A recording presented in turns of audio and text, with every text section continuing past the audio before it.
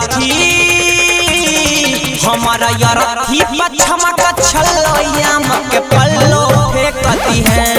हमारा यारथी पछमा का छल्लोया के पल्लो फेंकती है।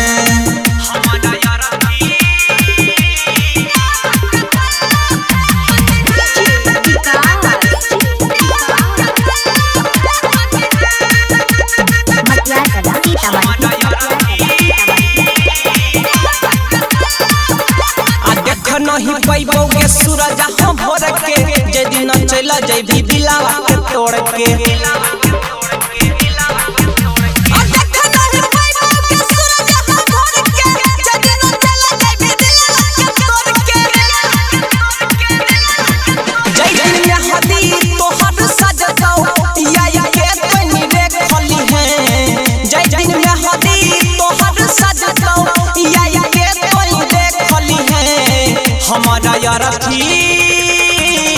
हमारा यारथी पछमा का छल्लोया के पल्लो फेंकती है।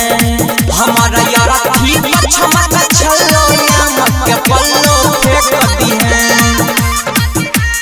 मां चंदिका रिकॉर्डिंग स्टूडियो सहरसा।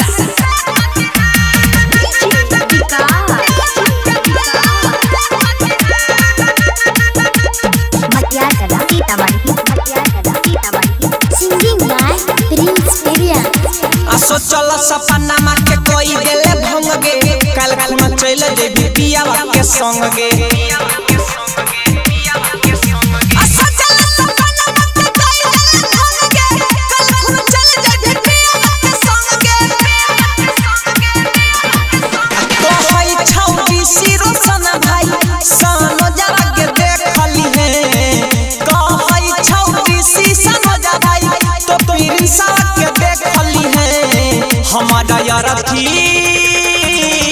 हमारा यारथी पछमा का छल्लोया के पल्लो फेंकती है।